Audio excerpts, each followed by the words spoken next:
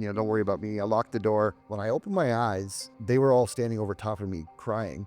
I almost abandoned this little girl. And what a legacy of shame that would have been. What do you see as the biggest issue in the mindset of men these days that's holding them back from really being a high value, high performing man? Opening the heart space, but being a strong man is that.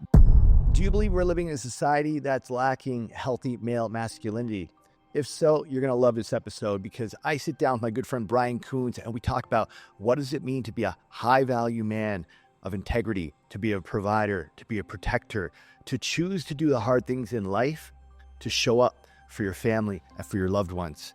We talk about what's missing in the mindset of young men these days and what does it mean to be a truly successful, strong man. Whether you're a man or a woman, this episode is packed with wisdom and knowledge that either you or someone in your life you could benefit from. So I invite you to watch it, and I would really appreciate if you get something of value, please like, share, and subscribe to this channel because your support allows me to do more of this and reach more people. Without further ado, I hope you enjoy this episode. So you're lying in bed in the hospital. You've just had an accidental drug overdose, and you've got a 2-month-old baby girl at home. What's going through your mind? Yeah, interestingly, well, when you awaken from something like that, there's a lot of confusion at first. I don't think I've shared this before, but somebody snapped a picture of me not long after they pulled all the wires out and the catheter and all the many things I was connected to. And I took a picture and I had this like smug look on my face because I had maintained a character or an ego around being some indestructible type person who could just like overcome anything physically or mentally. But it wasn't too long after that the realization of what just happened kind of sunk in. And honestly, it took a little while to process it, but I have a photo of myself at home that night holding my daughter. And there's tape marks all over my arms from all the different things and bruises. And I'm just holding her and I'm looking at my face. And there was a massive realization of how fucking grateful and how lucky I am that I pulled through that.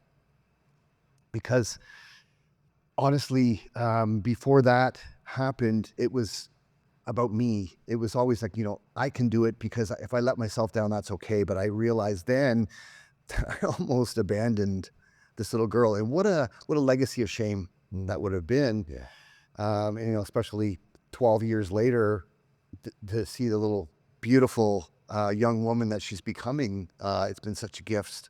So really, at first, it was just that reaction, I guess, with my ego. And then very quickly, it started to melt down. And it created a massive shift in the way I looked at the world. And, she became my why. Why I, that point forward, regardless of the many mistakes I would continue to make and will make, that was going to be my path forward to being a better man. Yeah. What was going on in your life leading up to that? Because partying, going out, messing around with drugs, like what was happening in your life? Because I'm a believer that people don't do drugs and drink alcohol because how it makes them feel. They do it because how it doesn't make them feel. Yeah. So was there anything you were numbing yourself from? Anything you were trying to escape from? Yeah. It's an interesting progression how when I first got into partying, and I honestly, because, in my earlier days, I used to work in the bars as a bouncer. I never drank. I didn't drink. I didn't smoke pot really until my 20s. I wasn't one of those kids that grew up doing that. It was, a little bit later on when I discovered something beyond alcohol. It was like ecstasy at the time. And back then it was kind of fun. It was light. But eventually it became, cocaine slipped in there and then a whole gamut of other things as well.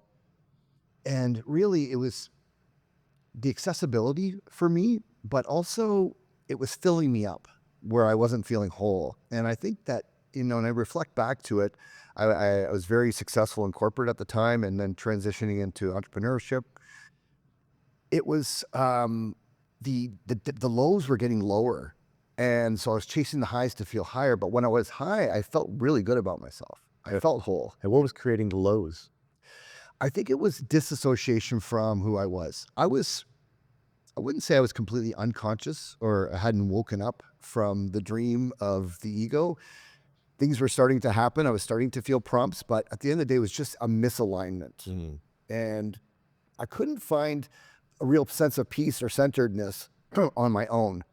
And really, when I unpacked it later, I just now I can go back and say, yeah, it was because of the child wounds and really not just feeling good about myself, not feeling whole, not feeling worthy, not feeling seen, not feeling heard. And that part of me was still there. It hadn't been addressed and it was festering. And I was feeling depression. I was feeling anxious. This partying was not helping because, I was living both sides of the fence. My sister is like, she used to call me like the American Psycho, where I'd be like in this dark place for a few days and then I'd put my suit on, sweating, and jump right back into the other roles. And I'd lost myself along the way. Yeah, and that's something that's quite common where as men, we're told to be successful, go to school, get good grades, get a great job, make money, get the car, the wife, the house, fulfill the program of the matrix. And many men, it sounds like for yourself, you're doing well in corporate, you're making money, you're a good looking, fit guy, but there was something missing. And that need to feel loved, that need to feel accepted and worthy, you know, was not coming from the superficial success. And that's where a lot of men, unfortunately, when they get into their 40s and beyond, they've realized they've checked all the boxes, but there's still something missing. And often, when the cars and the women and the watches don't give them that dopamine anymore, they turn to the substances. Yeah, no, exactly. And the character that I just described, the at least the suit side of it was my intention. I wanted to have all those things. And I thought that's where, success meant or lies or happiness and joy and peace. I thought that's where it would be. And then to your point though, I didn't know how to address the other parts. I didn't have the tools. I didn't have a community of people around me who were doing that type of work. Yeah. And let me ask you, the community, the friends that you did have around you at the time, did they not see this loop that you were in and, how you were really like putting your life on the line Yeah. on some weekends?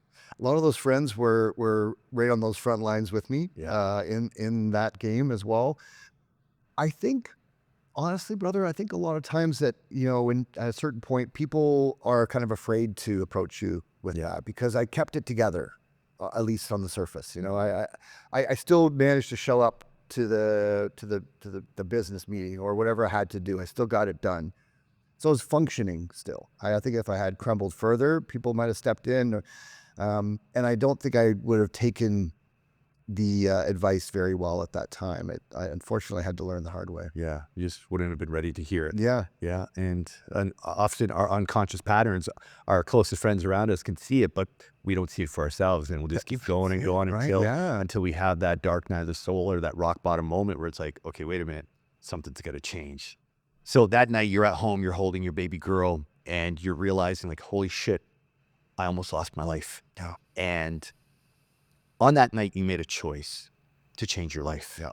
And, they say your new life will cost you your old one. Yeah. So what was that like where you knew it was time for a change? Because I'm sure there's a lot of people watching or listening to this right now. And they're like, yeah, it's time for me to make a change. But again, their friends around them might not understand or they're scared to take that step. For you to make that change, what did that cost you? What did you have to give up to become the man you are now today? Yeah. Well, that's a great question because that's one of the most difficult things I think in changing is letting go of who you were. That's where I, brought all my value from. It's like that guy, that character, right? And so it really is a diminishing of the ego, and letting go is very difficult to do, but we have to let go in order to evolve. I'll just say that first off, as I mentioned before, she became my why. And so every single day when I put my feet on the floor in the morning, I was going to make these changes, regardless of how much pain or suffering of letting go of the former identity, because she was worth it. And I wasn't worth it. I didn't have enough self-regard for myself, but she was worth it. And she became that anchor for me to do that work. But, it does change dynamics because felt like I spent maybe 10 years putting together this amazing group of people who were so much fun. And I had a certain position in that group that was favorable. Mhm. And so, saying no became difficult. And I'm not saying I'd said no all the time. It wasn't like suddenly the switch flipped, right? Right. There's a step forward, two steps back every so often. But just over time, I started to notice that when I listened to my own feelings, His values. intuition, and values, Yeah. when I started to actually define what those were, that became my guiding post rather than what other people thought I should be doing. Yeah. And that's the tough part is you're known as being the fun guy, the fit guy, the Yeah. party guy. And now it's like, what do you mean you're not coming out? What, Yeah. you don't want to go to the after hours? And a part of you feels torn Yeah. because you want to be a good friend, but at the same time, it's not going to end well, or there's a potential for it to take you backwards. Yeah. And that's, I find, often the hardest thing for people as they begin this personal development journey. It's being able to detach from that identity of who they think they need to be to maintain those relationships or still feel accepted. And there's a stage where you kind of go through this hermit isolation stage and solitude because you realize some of the places you went to, some of the people you hung out with are just going to pull you back, right? Like where they say you can't get healthy in the same environment that made you sick. Yeah. And sometimes the people you're hanging out with will make you sick. And it's not their fault. They're not trying to pull you down. It's just that's where they're at. And you made a choice to step away from that. So did any of your friends judge you, or did any of your friends, have any resistance to you wanting to change? You know what? I think I'm fortunate that a lot of my good friends are still my good friends today. A lot of them have been through the same journey. People always judge. And when I really started to dedicate myself to this journey and started to share it publicly, there was a lot of judgment. There's a lot of people who just dropped off instantly because they didn't get it or they wanted fun Brian back, as they might define it. So absolutely, but that's part of the journey as well. It's just realizing that when you are true to yourself and your values, that it doesn't matter because people will judge. Yes. And when you unpack why people judge, you realize it's just more of their own things to work on. Yeah. And what they're projecting. And what did it say? At first they'll judge you, then they'll like blame you or call you crazy, and then they'll ask to join you. Yeah.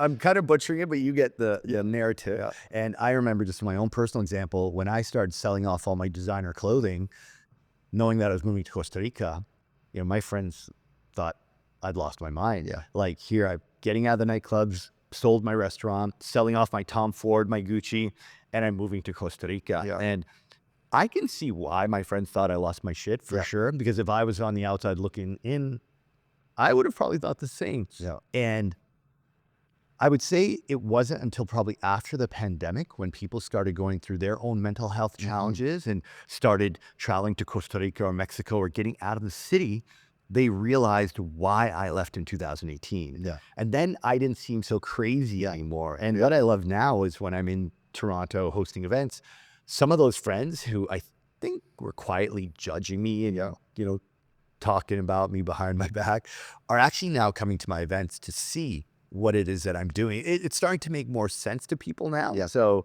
I guess now they're starting to join me, which is nice because, you took a bold step forward to leave that group, to not be fun, Brian, to be fun in a different way, but to pursue something that was more aligned with the future version of you that you wanted to be. And you're leading by example where they didn't understand it then, but now you're able to support them and inspire others by way of your change, because you're a very different Brian than you were 10 years ago. And I know that you've been deep in the work, and you're also hosting events. You're also providing facilitation for people's transformation now as well. And you and I share our passion and gift for breathwork. So I'd love for you to share a little bit about how you discovered that modality and why you decided to really go all in and actually become a facilitator yourself. Yeah. It actually began with mindfulness meditation, and right after that incident, basically the next week, I joined the Mindfulness Center. It took what's called the MBSR, Mindfulness-Based Stress Reduction Program, and it was a 12-week program. And from that point forward, I actually really fell in love with that community and with my mentor there. And it's still part of it to this day, as we talked about earlier. It was meditation that really opened up the path to breath work for me. Once I got into meditation for a long period of time, at some point, actually, it was actually through Wim Hof breathing. I started to practice a little bit of breathing. My mentors were incorporating breath work into the meditation, because breath work very, very quickly resources our body into a safety system. So for the most fidgety, agitated um, person who can't sit for 2 minutes, just a little bit of deep breathing will help you segue into a deeper meditation. So it was really meditation at the core. Breath work came later. And then from there, I began to study and practice under different facilitators and different modalities and holotropic breath work, Stan Grof's system. And yeah, it's just such an incredible, for me, it's a daily practice, 3 times 30 breaths every single morning before I do any other practice or any other meditation. Gary Brecka said that add 7 years to your life for longevity as well. 7 years. I don't know how he quantifies that, but he does it every day as well. With 3 sets of 30 breaths every morning. Yeah. Will add 7 years to your life. 7 years says to your Gary life. Brecka. Yeah. Well, Yeah. good. And a lot of all of these things dovetail to longevity, which I'm quite focused on now as well. But the breath work itself, when I can go into a group of people, and you just mentioned you had a beautiful session on the weekend, to be able to have that kind of impact on people. If I sit and did a meditation with most people would be sitting there in their head going, am I meditating? Am I not meditating? Yeah, probably the entire time. Breath work just pops right through all of that. You can push past the conscious mind, get deep into the body, create deep relaxation, and sometimes even liberate some of that trapped energy or traumas or experiences from the body that creates just a lot of more peace and freedom and flow of energy. And so breathwork has just been a powerful practice for me, but something I love to share with people because it has absolute impact every time. Absolutely. Yeah. And that's why I love telling people, like, you are your own medicine. You don't got to go to Costa Rica or Peru to sit with the shamans, because ayahuasca or psilocybin just releases the same DMT that's within us. Right. And to your point, meditation, somebody can meditate, try to every morning for 3 weeks, be like, I'm not doing it. I'm not a meditator. And they'll give up. But with breath work, in one 45-minute session, they could have a transcendental experience where they're just like, what happened? Like, where did I go? I've had guests in my sessions reconnect with their father who's passed away, or go back in time to a childhood memory that was traumatic for them, and they get to revisit it and shift their perspective on that story. And they come out of the breath work having healed from that incident in just 45 minutes. And that's why I feel breath work is the opening, the catalyst for people who are maybe skeptical about this energy, woo, quantum stuff. Drop in deep, give 100% for 45 minutes and discover what the body's capable of. And that's why I feel breath work is gaining popularity, and so many people are now practicing because they realize we are our own medicine, and we don't need to take the pharmaceuticals and the meds that were prescribed. No, absolutely. It's so powerful. And, for me, I think the deep, like Sandro Mota, who I think I met through you, I did a rebirthing session with him, a legend. Yeah. My intention for this session, this is going back several years now, was to release anger. And I didn't realize I was still holding on to some anger and, just that repressed and suppressed emotions from childhood. That would come up every so often and rear its ugly head. And that session, I remember at the time, my family was upstairs in my home and I was in my office and I locked the door. It was a Friday night at 7 o'clock. I said, I'm going to go down and do this practice for an hour. Don't worry about me. I locked the door. I went in deep, and when I opened my eyes, they were all standing over top of me crying, and I was kicking and screaming like a toddler on the ground. And then I looked up, and then I saw them, and then I had this big smile. I remember they saw, I could see instant relief across their faces, but I literally let go of a tremendous amount of whatever I was holding on to in that one session. And from that point forward, that was like, we have these little quantum leaps every so often. That was Yes. one of them Love for that. me, and that's breath work. Yeah, and thank you for sharing that. It's such a beautiful example of, as men, we go through these experiences when we're young that create anger, sadness, unworthiness, and we don't know how to express because we're not taught that by our fathers. It's not encouraged. As a matter of fact, it's even considered weak. Yeah. So we push down these emotions from these experiences, and we don't realize, but the energy of those emotions still resides in our tissues, right? The issues in the tissues. And we're so good at keeping that vault locked, the subconscious, lock all those memories in there because we don't want to feel it. But in that deep breathwork session, when that part of the mind goes offline and no longer can suppress and hold it back, it just comes out. And when it comes out, it's like somebody took the lid off a fire hose and it's a fire hydrant and it's just pouring out. And it sounds like you had a lot of shit pushed down that finally got to just flow freely. And I'm glad you mentioned that because, earlier on when we talked about you numbing, whether the alcohol or drugs and partying, because there was this maybe sadness or anger that was deep down that came from your childhood. I wanted to ask, like, were you able to tap into that? Were you able to process it and really allow yourself to work through that in your work, in your breath work, in your mindfulness? Because I think that's where a lot of men, they are, they're aware they're not happy, Yeah. but they don't even know where to look. Yeah. Because they're like, well, I've got the great job and the great wife and the kids and the car. And they almost feel guilty for feeling sad or angry or frustrated, but they don't realize it's so deep within them that they can't even access it consciously. Yeah. That's it. And it's always right there and it wants to come up, but we just push it back down again or avoid it. And Keep ourselves busy. That's Busy, it. busy. Busy, Yeah. distraction. Mindfulness has been a huge tool. Breathwork's been a huge tool. A lot of plant medicine retreats from those early days as well really just gave me enough awareness to begin to notice what was actually happening and then accepting whatever it was, pleasant or unpleasant, equally. And that's the attitude of mindfulness. It's really like when it doesn't feel good, how can I just sit there and feel it deeply, opening to that feeling and just staying with my breath and relaxing through it and letting it go. And really over time, I mean, this is the you mentioned earlier as well, like even in your own story, when you started to do the work, how people judge you, and it's really hard for a while, and you feel alone.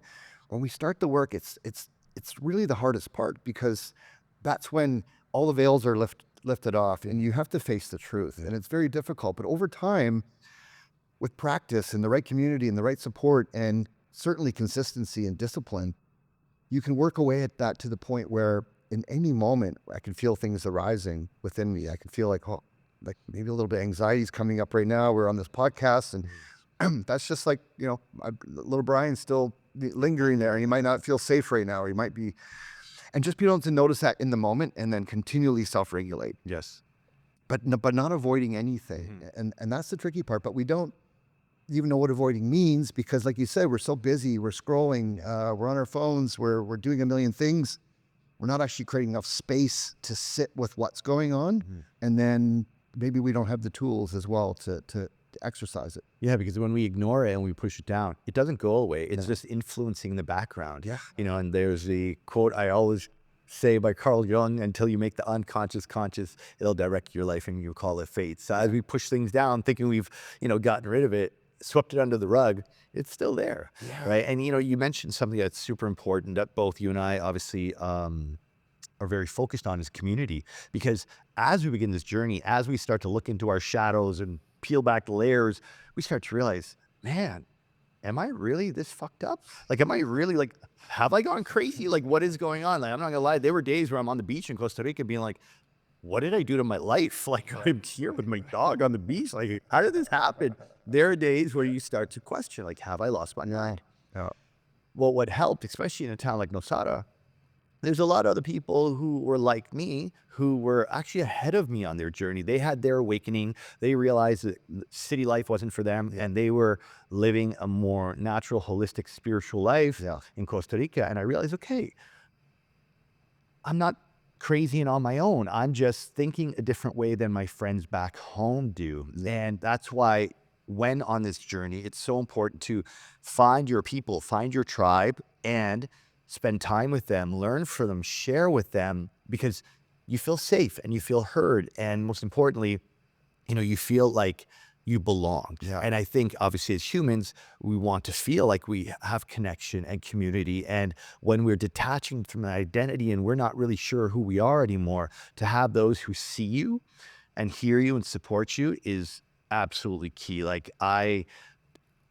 I don't know that this transition would have been so smooth for me if it wasn't for the fact that I had community and was able to create community. Because just like you, as you start to share about your journey and what you've been through, other people start to be like, yeah, me too. Yeah. Yeah, I'm going through that also. Yeah. And then you get to become the inspiration and the light for those in their darkness. Yeah. No, absolutely. And when you do connect with that like-minded community, you realize that there's as we talked about earlier as well, there's a common thread through all of our stories. Yes. All of us have the same human condition. And, it having that community, as you said, because it's hard to do this work in a silo, it really is. And the ego is also very crafty where, you start to play a little bit of games with yourself sometimes where you're like, am I doing the right thing? You're talking about your beach moment with the dog. I mean, it's those moments arise all the time where there's just this tremendous amount of fear coming up, but just overcoming that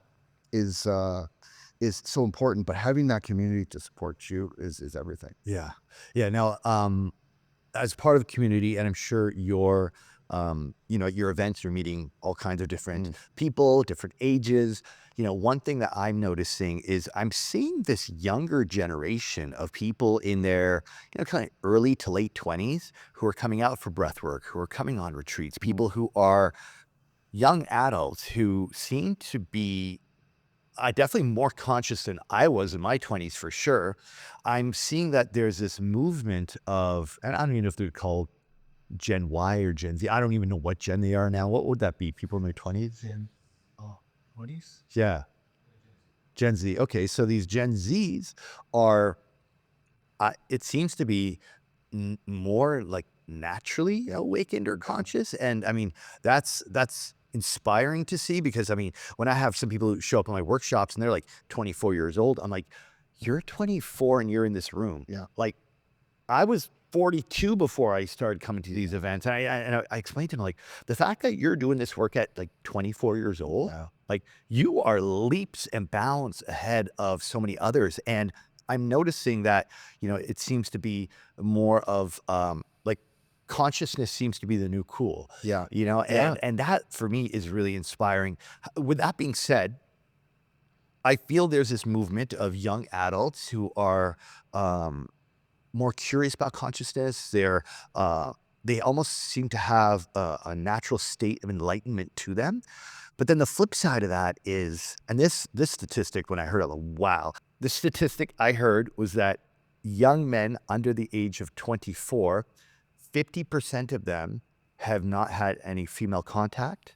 They are addicted to video games. They're addicted to porn, and they actually don't even know how to like socialize and interact. Yeah. And when I heard that, I was just like, wow, well, what does that mean? Like if 50% of men under 24 are in that state, what are they going to be like at 34 or 44? So, my question for you, because obviously you work with a lot of men, you have your own community that you provide, facilitation for. What do you think is missing from the young, from what do you feel is missing from masculinity that the world needs for men to really step up and be providers and protectors right now? Yeah. And just to add one other thing, testosterone levels are down 50% in 20, 25 years or something as well. Yeah, something like the average 24-year-old has the same testosterone as an 80-year-old. Yeah. Which is wild. Yeah. Yeah. Well, there's two things you said. One is it's really encouraging to see young men doing the work now, and I think it's just become more socially acceptable. Yes. Young people, men and women. Men in particular, that is a scary statistic. It's the connection side of things that seems to be missing. I mean, things are so virtual, we're not really wired for that. Um, I, with men in general, when we look at the men that are doing the work, I think men, what we're losing a little bit is masculinity of being a strong man. And I think that there's been, since the, the the toxic masculinity thing, the Me Too thing, a lot of things have happened to create a divide. I think where men are like, well, we don't really know where we stand anymore. And I always, I had somebody on my podcast recently.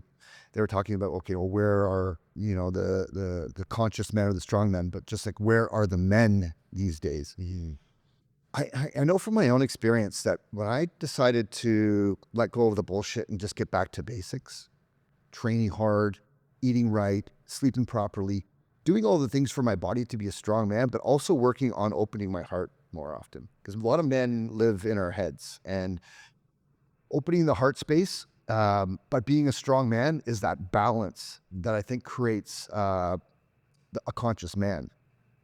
And so, I don't know all the things that lead to that horrible statistic, but a lot of it is disconnection, living virtually. And I think a lot of, maybe in some cases, a sedentary lifestyle as well.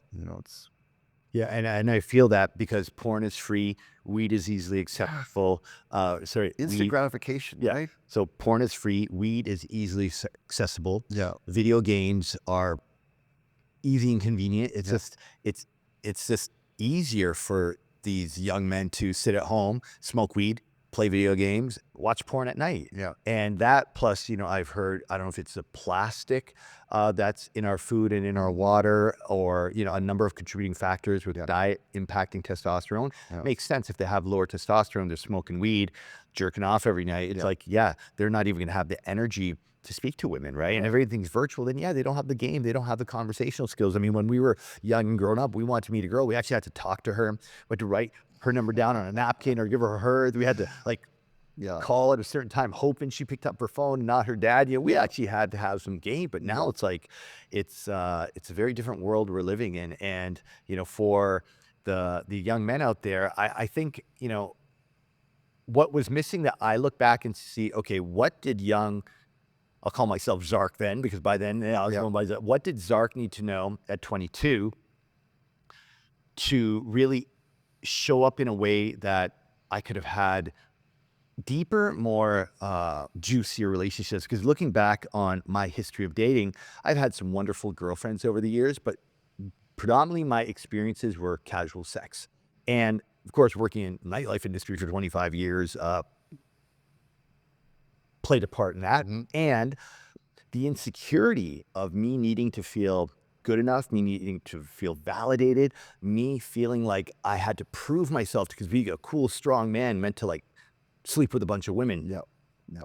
I realize now, intimacy, that deep connection, that eye contact, that really feeling one another, that is so much more enjoyable. The sensuality, it's something I'm experiencing now in at 50, where it's like, this is what's missing. And what I would say to my younger self is, it's not about quantity, it's about quality. And it's about having that deep connection and working through my insecurities that, no matter how hot she was, it wasn't going to make me feel better about myself. And just like you chase success and you climb the corporate ladder thinking it was going to fulfill you, for me, it was the more women, the hotter they were, it would make me feel better about myself, but it didn't, and I think there's a lot of young men and older men out there who are looking for that sense of fulfillment by sleeping with as many women as possible.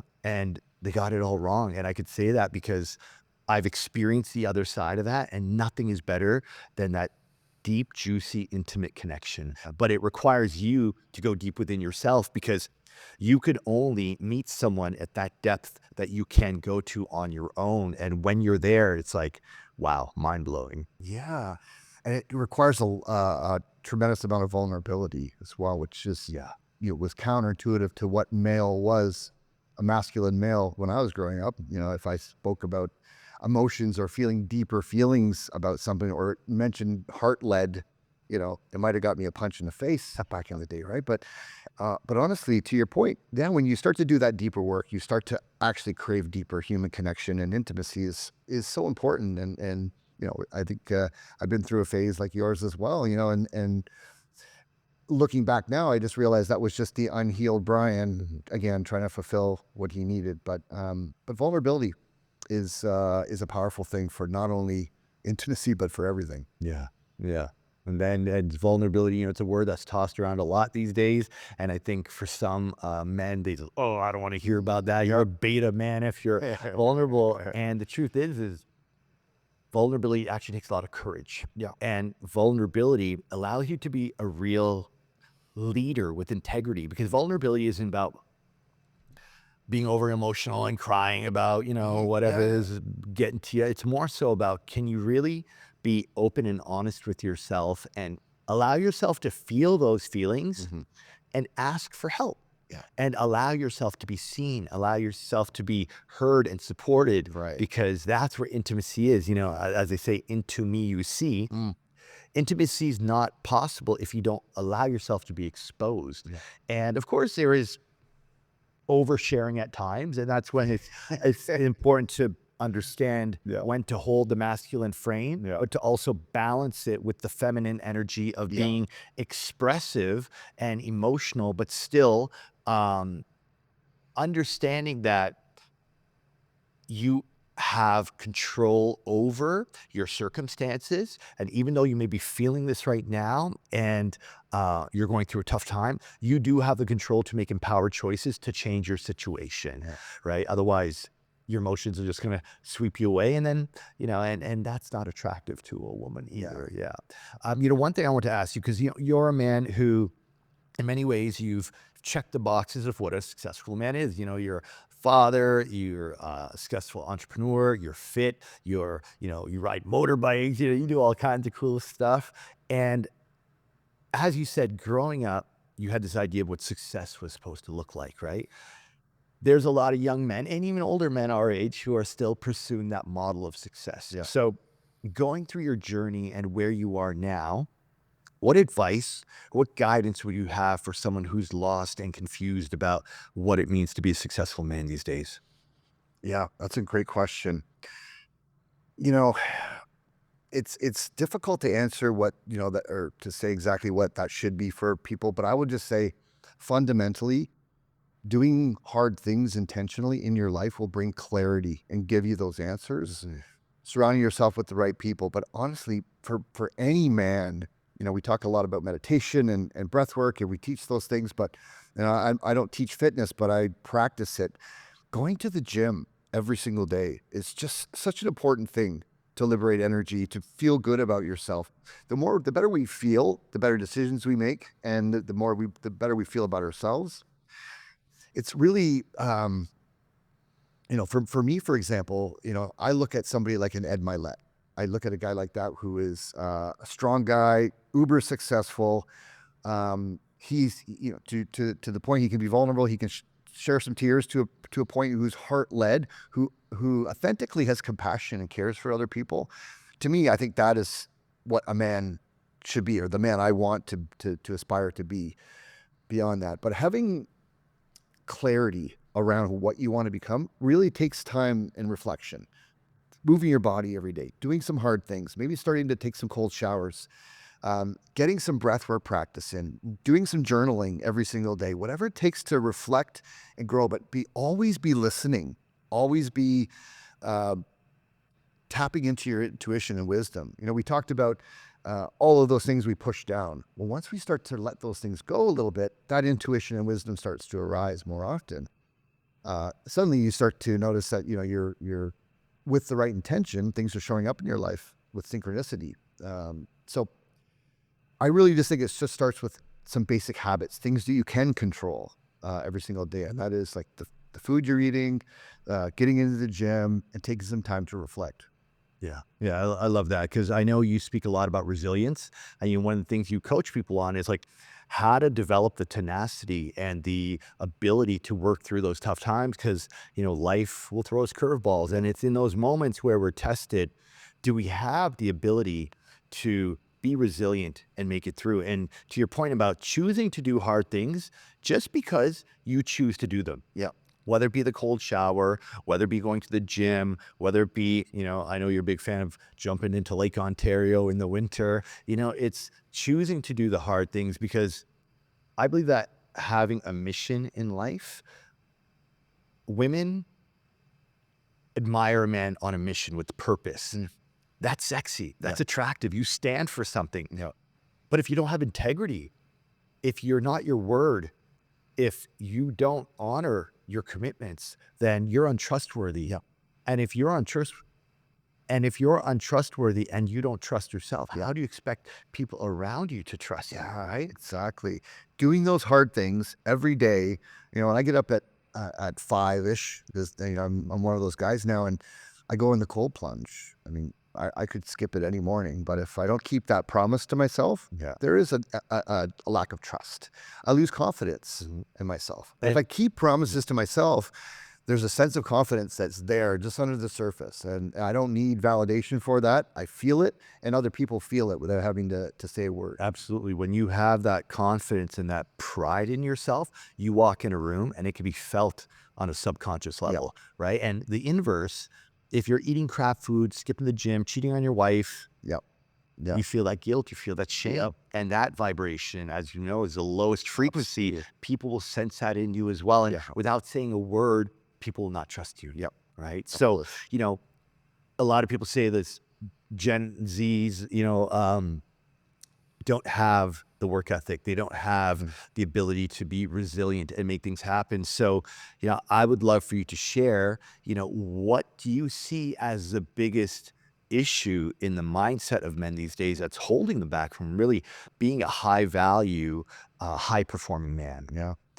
I think awareness is the first step always when it comes to the path, because no matter what, we're always going to get knocked off the path. We're always going to get stuck somewhere. But how quickly do we notice that? And I think that with all the distractions and the things happening, certainly with Gen Z growing up with all these devices attached to their bodies, and your phone is literally an extension of your thinking mind, and we're already churning out 60,000 thoughts. A lot of them are negative. We're on a path of survival. Yeah. But just noticing that with awareness, anything you can do to gain awareness will change everything right away, because you start to catch yourself. You start to notice those patterns. But even before that, I going back to what I said about my daughter and what she was for me, the why became my anchor. And I know that, start with why is a well universal term now, thanks to Simon Sinek. But it's so important.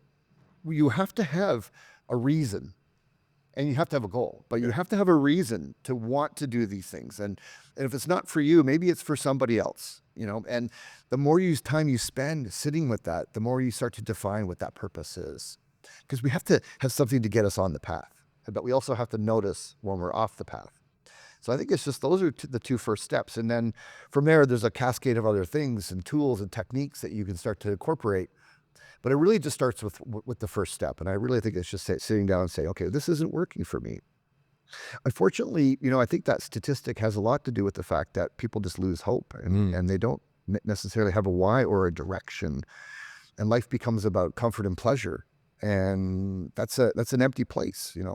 Comfort and pleasure are beautiful things, but if you've done the hard work on the other side, the contrast is there and you've earned it. Yeah. That brings to mind a quote from Viktor Frankl saying, when a man is missing purpose, he searches for pleasure, and that's it. If you don't have purpose, you don't have a mission, you don't have something, your North Star to guide you, then you're just wandering through life aimlessly. Yeah. And I think, to your point, that's what's missing for people, is just having a reason to get up, having something to push for. Yeah. And, I love the fact that, we're on this mission together. We're walking down the same path, parallel journeys. And, I just want to say that I'm grateful that on that day you made a choice to change your life.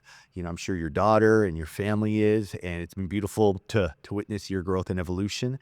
And, I just want to say, appreciate you and all that you've done, and, for supporting my events, for being on the podcast. And yeah, it's a beautiful, goal that we're working towards together. And yeah, just want to say thank you for being here. Thank you for sharing everything you did today. And where can people find you, learn more about what you do with your retreats, your breathwork sessions, your programs with Rewired? Yep. Oh, I want to just thank you too, brother, because you've been inspiring for me, and you were in the public eye before you made this choice. So I've heard people think that you were crazy when you first started to do it firsthand. But I'm so happy that you went through the process, and thank you for including me in this and all the other events and everything else. You can find me at briancoons.com or Brian Coons on social media, and everything will be there. Okay, yeah, we'll put it all down in the show notes. And yeah, man, thank you for who you are and what you do, and I appreciate you being here, brother. Beautiful. Thank you. If you enjoyed this podcast and you learned something valuable, then please hit subscribe so you don't miss the future episodes. I'd love it if you share this with a friend and leave us a review. Your feedback is so important to our growth. Thank you for supporting the Path to Purpose podcast. I appreciate you. I'll see you in the next episode.